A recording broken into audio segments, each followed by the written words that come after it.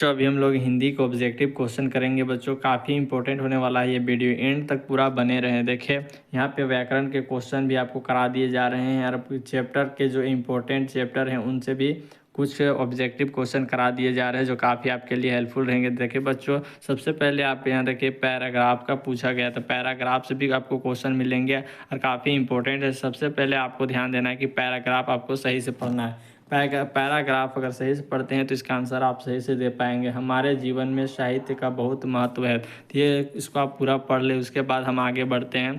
Question number 1 देखिए कहता क्या है। तो क्वेश्चन नंबर एक देखिए क्या कहता है कि हमारे जीवन में किसका महत्व है। तो हमारे जीवन में साहित्य का बहुत महत्व है, इसका सही आंसर हो जाएगा साहित्य का बहुत महत्व है।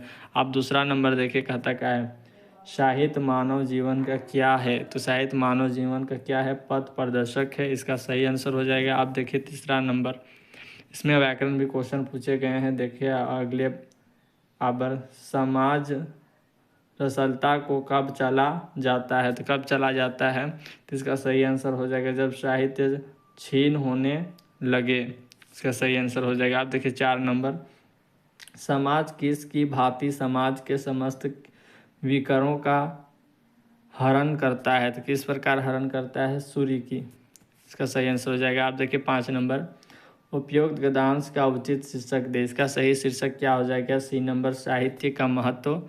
आप देखिए बच्चों, एक फिर एक पैराग्राफ आ गया है जिसमें आपको ये पैराग्राफ को पढ़ना है, आप पढ़ लें। उसके बाद देखिए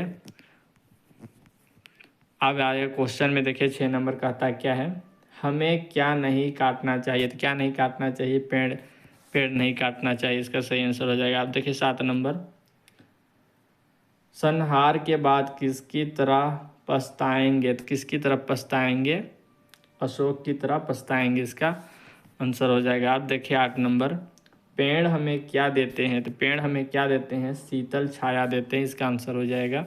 9 नंबर देखिए, शशक सस्य श्यामला किसे कहा गया है। सस्य श्यामला किसे कहा गया है, हरे भरे धरती को, किसे, हरी भरी धरती को। अब देखिए 10 नंबर, काव्यांश का एक उपयुक्त शीर्षक दे। तो काव्यांश का एक उपयुक्त शीर्षक क्या हो जाएगा, हरे भरे पेड़। अब 11 नंबर देखिए व्याकरण में आ चुके हैं बच्चों, व्याकरण खंड ख काफ़ी इंपॉर्टेंट है। देखिए 11 नंबर, कौन सा वाक्य सकर्मक क्रिया का उदाहरण है। तो कौन सा वाक्य सकर्मक क्रिया है, तो सकर्मक क्रिया में कर्ता कर्म और क्रिया दोनों होते हैं। ये कर्ता है, कर्म और क्रिया ये दोनों इसमें नजर आ रहे हैं। तो राम कार चला रहा है, क्या हो जाएगा, ये सकर्मक क्रिया। जबकि अकर्मक क्रिया में आप देखें बच्चों, तोता उड़ता है, कर्ता और क्रिया सिर्फ है। तो जिसमें कर्ता और क्रिया, ये इंपॉर्टेंट क्वेश्चन आप बता दो, ट्रिक बता देता हूँ कि आप आकर्मक क्रिया कैसे पहचानेंगे। तो जिसमें उड़ता हो इससे रिलेटेड अगर क्वेश्चन बनते हैं तो इसका मतलब क्या है कि आकर्मक क्रिया है। हंसता है इससे रिलेटेड अगर क्वेश्चन बनता है, वाक्य बनता, सेंटेंस बनता है, इसका मतलब क्या है, आकर्मक क्रिया है। सोता है इससे रिलेटेड अगर कोई क्वेश्चन बनता है तो इसका मतलब क्या है, वो आकर्मक क्रिया है। ये एक ट्रिक है बच्चों, इसको याद कर ले।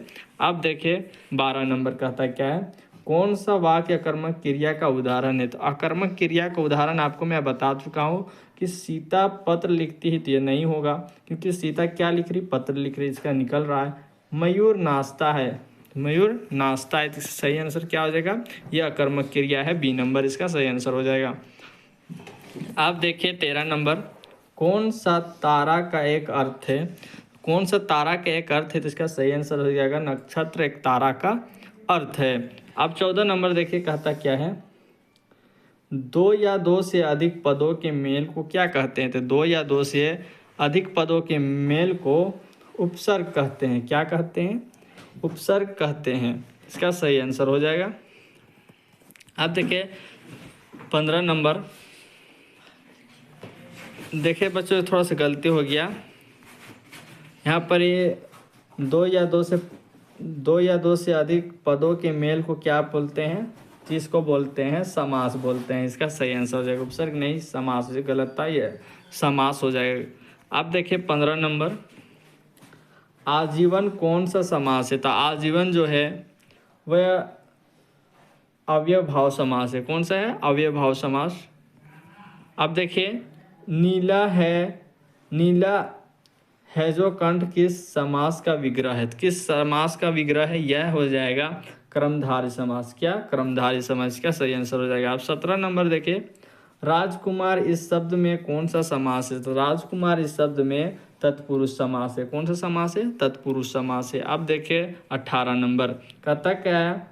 जो जैसा करता है वह वैसा ही पाता है, रचना के आधार पर वाक्य का भेद बताएं। तो ये कौन सा वाक्य होगा? जो जैसा करता है वैसा ही पाता है, तो ये हो जाएगा मिश्र वाक्य। इसका सही आंसर हो जाएगा सी नंबर, मिश्र वाक्य। अब देखिए 19 नंबर, मीरा के द्वारा पुस्तक पढ़ी गई कौन सा वाच्य है? जब भी ये दूसरों पर निर्भर होता है, उसके द्वारा पुस्तक पढ़ी गई है, फिर और भी कुछ ऐसे सेंटेंस जो दूसरों पर निर्भर करता है, तो इसका मतलब क्या है भैया? कर्मवाच्य समास। इसका सही आंसर हो जाएगा बी नंबर। अब देखिए 20 नंबर क्या कहता है? जिन शब्दों के रूप में लिंग, वचन, काल, क्रिया, कारक आदि के कारण कोई परिवर्तन नहीं होता है उन्हें अवयव कहते हैं। अवयव के दूसरे किस नाम से जाना जाता है? तो अभिकारी शब्द से के नाम से भी जाना जाता है। इसका सही आंसर हो जाएगा। अब देखिए हम देखिए बच्चों, ये बुक से ये क्वेश्चन लिया गया है। कहता है हमारे हरिहारिल की लकड़ी, मन करम वचन नंदन और यह ढर करी पकड़ी। तो इसको आप पढ़ लीजिएगा। तो ये किसका लिया गया है? प्रस्तुत पद के रचनाकार कौन है? तो इसके रचनाकार कौन है? तो इसके रचनाकार है सूरदास। इसके सही आंसर हो जाएंगे। अब देखिए 22 नंबर, कहता क्या है? गोपियों की दशा किस पक्षी की तरह हो गई? तो किस पक्षी की तरह हो गई थी? तो हारिल की तरह हो गई थी, हारिल लकड़ी की तरह हो गई थी। इसका सही आंसर हो जाएगा। देखिए बच्चों, वीडियो को आप पूरा देखिए और लाइक और सब्सक्राइब जरूर करें। वीडियो अच्छी लगी तो लाइक करें। गोपियों को उद्धव द्वारा दिया गया योग का ज्ञान किसके समान लगता है? किसके समान लगता है? प्रेम के समान या कड़वी ककरी के समान? तो ये दोनों में से ये हो जाएगा बी नंबर, कड़वी ककरी के समान लगता है। आप देखिए 24 नंबर कहता क्या है? गोपियों, देखिए 24 नंबर, गोपियां जागते सोते सपने में दिन रात किसका नाम जपती रहती? तो किसका नाम जपती रहती? वो कृष्ण का नाम जपती रहती। आप 25 नंबर देखिए, यह दंतुरित मुस्कान कविता के कवि का नाम क्या है? तो यह दंतुरित मुस्कान कविता के कवि का नाम क्या है? नागार्जुन। इसका सही आंसर हो जाएगा। अब देखिए 26 नंबर, 26 नंबर देखिए, घेर घेर धाराधार ओ, यह पंक्ति किस कविता से ली गई है? तो यह कविता जो है उत्साह से ली गई है, बादल से ली गई है। इसका आंसर हो जाएगा उत्साह, सी नंबर। अब देखिए 27 नंबर, कहता क्या है? अट नहीं रही है कविता में किसकी आभा हट नहीं रही है? यह जो कविता है ये किसकी आभा हट नहीं रही है? तो यह फाल्गुन की सुंदरता से हट नहीं रही है। यही इसका आंसर हो जाएगा। अट नहीं रही कविता में किस आभा हट नहीं रही? तो फाल्गुन की सुंदरता से हट नहीं रही है, ये हो जाएगा। अब देखिए 28 नंबर का था, यह दंतुरित मुस्कान में कवि को एकटक कौन निहार रहा है? तो कौन निहार रहा था? तो शिशु निहार रहा था। इसका सही आंसर हो जाएगा बी नंबर। अब देखिए बाल गोविंद भगत कैसे कद के थे? वही सब के क्वेश्चन है, यहाँ से यहाँ तक आप पढ़ लीजिएगा। बहुत ही इम्पोर्टेंट है बच्चों, यहाँ से क्वेश्चन आपको जरूर आएगा, हर एग्जाम में आता है, तो इस बार भी आएगा। चलिए अब हम देखते हैं 29 नंबर क्या कहता है? बाल गोविंद भगत कैसे कद के थे? तो बाल गोविंद भगत जो थे वह मंझले कद के थे। यहाँ पे आप पढ़े होंगे मंझले कद के थे। इसका सही आंसर हो जाएगा। आप देखिए 30 नंबर कहता क्या है? बाल गोविंद भगत भगत की उम्र कितनी होगी? तो उनकी उम्र कितनी थी? 60 के ऊपर थी। इसका सही आंसर हो जाएगा बी नंबर। अब देखिए 31 नंबर कहता क्या है? बाल गोविंद भगत की टोपी कैसी थी? तो बाल गोविंद भगत की जो टोपी थी वह कबीर पंथियों जैसी थी। किसकी जैसी थी? कबीर पंथियों जैसी थी। इसका सही आंसर हो जाएगा। अब देखिए 32 नंबर कहता क्या है। तो 32 नंबर देखिए, बाल गोविंद भगत गले में कैसी माला बांधे करते थे, बांधे रहते थे? तो कैसी माला बांधे रहते थे? माल तुलसी की जड़ों की एक बेडोल माला, इस प्रकार की माला बांधे रहता था। इसका सही आंसर हो जाएगा बी नंबर। अब देखिए 33 नंबर, बाल गोविंद भगत पाठ के लेखक कौन है? तो बाल गोविंद भगत जो है उसके पाठ के लेखक है इसके जो पाठ के लेखक है वह कौन है? राम वृक्ष वैनीपुरी इसके पाठ के लेखक है। इसका सही आंसर हो जाएगा। अब देखिए 34 नंबर कहता है क्या है? हालदार साहब क्यों कस्बे से गुजरते थे? क्यों गुजरते थे? तो उसका आंसर तो आपको पता होगा कि कंपनी के काम के सिलसिले में गुजरते थे। इसका सही आंसर हो जाएगा। 35 नंबर देखिए, नेताजी का चश्मा पाठ में कैप्टन कौन है? तो नेताजी का चश्मा पाठ में कैप्टन कौन है? इसका सही आंसर हो जाएगा बी नंबर, चश्मे वाला कैप्टन है।